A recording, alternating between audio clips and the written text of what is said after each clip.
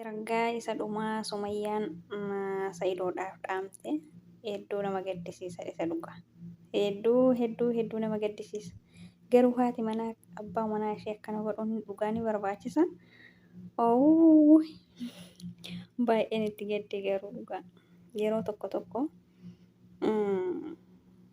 ijoollee warra Amaaraa kana fuudhuun dhugaa hedduu nama jibbisiisa. Ejjennoon isaanii beekaa. Akka diinaati abbaa manallee yoo ta'an isaan yoo itti kutatanii jedhanii akka diinatti ilaalan. Amma Sumayyaan Sa'idoo akka diinatti ilaalti. Akka diinatti.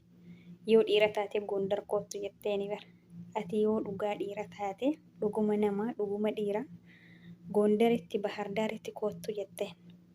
Salaama sin dagenne. Assalaamu alaikum warahmatullahi wabarakatuh. Jirtu hordoftoota keenya akkam nagaa keessanii.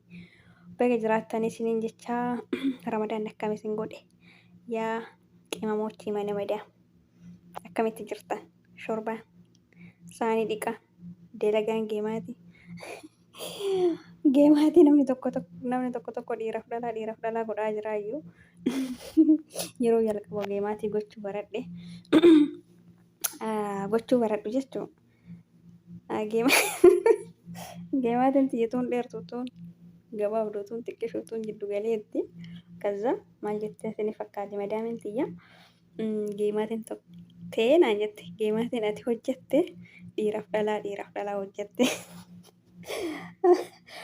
isa dhugaa ammoo yoo tokko kanarratti ilaalee namni tokko geemaatii balleessanii sawwaranii fidanii ofuman yaadadha ofuma gizee jalqabaa geemaatii tolchuu baradhu sanii egaa akkasii hordoftootaa fi kabajamtoota keenya waa'ee Sumayyaaf Sa'idooraa xiqqoo waa takka lama jechuu barbaade akkuma jalqaba irra dubbachuuf yaade isa dhugaa rabbii Sumayyaa Sa'idoodhaa fi duraan hedduu kabajas qabdi maashaallah jireenyi isaanii hedduu nama hinaafsisaa ture baay'ee tokko jechuudha. Amma yeroo haga wal dhaban kana takkamaan garaa irraa kutattee waan waliin dabarsan san guutuu dhagattee ilmaan isii fudhattee kinoo Gondaritti galtee jirti. Gizee tokko yoo fuudhan dubartiin isii wayii heerumtu utuu naannoo ofii keessaa bayuu baatanii baay'ee bareedaa dhugaa. Wallaahi isa dhugaa jechuudha. Naannoo itti dhalatan keessa utuu bayuu baatanii hedduu namatti tola hedduu tas nama jedha. Maaliif utuu walillee dhabdee haadha manaa ta'e illee wal dhabdee ilmaan tanteellee achitti ni argatta. Achitti yaani naannoo itti dhalatan biyya tokko keessa waan taataniif ilmaan kan kee arguu dandeessa. Yeroo barbaaddeetti dhayitee arguu dandeetta. Amma Sumayyaan mee ilmaan ofii fudhattee Gondaritti galteerti. Gondariif Goojjamitti galtee jirti. Sa'idoon amma ilmaan isaa eessatti arga?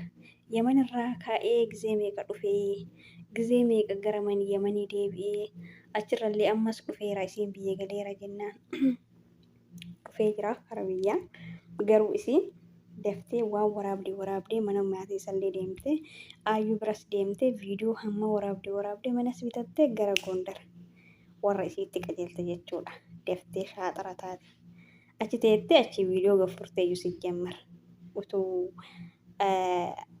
Finfinnee keessa teettee gaffurtee dafee dhaqqaba waan beektu achi keessaa baatee gara maatii isii galtee erga Goojjamiif Gondariin galtee maatii isii wajjin wal dubbistee xiqqoo zanafataa jettee booda viidiyoo gadhiisuu jalqabde. Gaafa Sa'idoon achirraa fiigee dhufu isiin hin jirtu. Gondariif Goojjamiin galteerti. Akkasitti ilmaan isaatiin wal argachuu hin dandeenye amma inumaayyuu yoo dhugaa nama taate yoo dhiira taate gara Gondariif Goojjamii kootu jetteeni illee sa'aatii kanatti yeroo biyya hundum gara Gondarii miti biyyuma keessayyuu deddeemuun ulfaataa ta'e keessatti achi dhaquu hin danda'u dhaquullee argachuu hin danda'u. Warra isii bakka hin beeku iddoo isiin jirtu hin beeku biyya san keessa hin beeku akkamitti dhaquu danda'a? Bafistu isii wajjin odoo wal jaalatanii dhaquun itti ulfaata.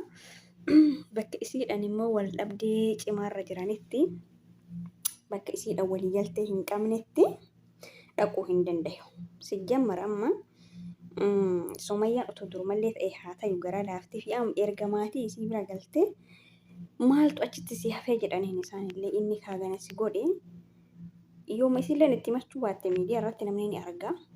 Yoo maatiin isillee arguu baate firoottan isii ahliin isii arguu danda'a warra itti himuu danda'amu isillee itti himachuu baate jechuudha itti himuu danda'anii waan jirri irra jirtu kana guutu yoo itti himan warri maal jedhanii maaltu achi si geesse jedhanii bakka akka dura dogongortee ilmaan kee fudhatte qabeenya kee fudhatte maaltu isatti si deebise jedhanii waan itti deebitu natti hin fakkaatu garuu hundaaf rabbii walitti haa deebisu haala kanaan waan itti deebisu fakkaattu dhugaa ijoollee isaa santu garaana nyaatan ishii caalallee jechuudha.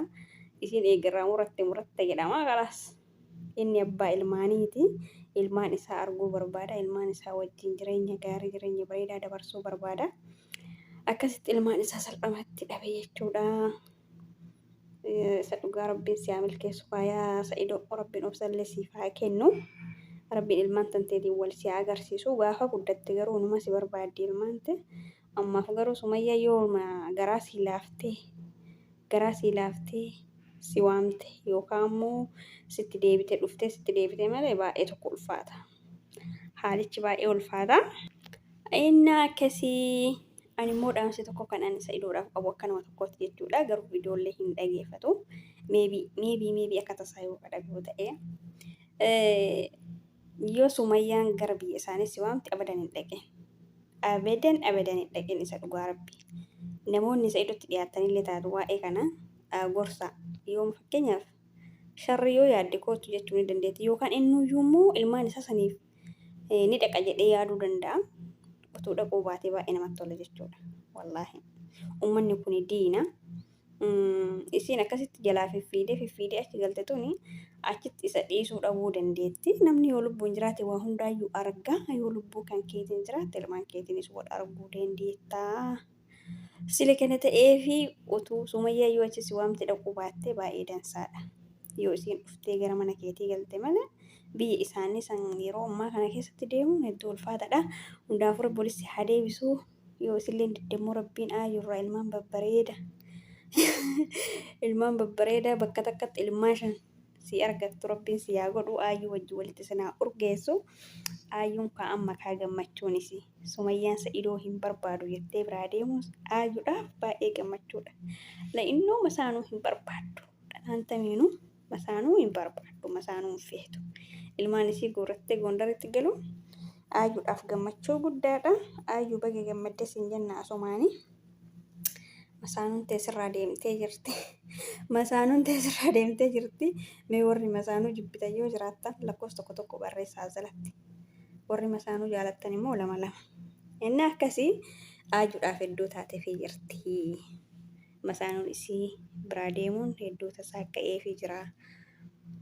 Egaa akkasii wanni biraa maal jedha jedhee alaa baddee. Egaa akkasii asumaan immoo Sumayyaan ammas mana aayyuu gaafa dhayitu jechuudha. Niqama godhattee dhayitee dhugaa hedduu daffaareedha. Akkamitti namni ija keessa na laaltee odhoota sana beeyte jettee hin yaaddu? Osoo beeyte akkam gooti? Akkam gooti garuu achumatti wal tuman malee maal wal godhan? Sijjammaramma yeroo sanii Sumayyaan osoo naqama ofirraa fuutee aayyuun maal gooti? Ana ishee keessatti maal gooti? Yoo wal tumanis dubartiin mataa wal harkisteetumaa wal dhiisti. Akkasitti affeemtee sa'aatii tokko caalaa citeettee bayuunis hedduu nama ajaa'ibsiisti nama dinqisiisti. Hundaafuu Sumayyaa utuu gara Sa'idoo deebitee baay'ee bareedaadha dhugaa isa dhugaa. Inni akkasii hordoftoota keenya kabajamoo fi jaallatamoo hanga viidiyoo biraatti walitti deebinutti nagaan nu turaa isiniin jenna. Laayik godhaa viidiyoo kana isinitti tolee sheeres godhaa Sumayyaa biraanii yookaan Sa'idoo biraan gayaa. Akkasii isiniin jenna. Yeroo gaarii qabaadhaa. Ramadaana milkii. Garsii bal'oo rabbiin isiniif haa godhu isiniin jennaan. Baay'ee.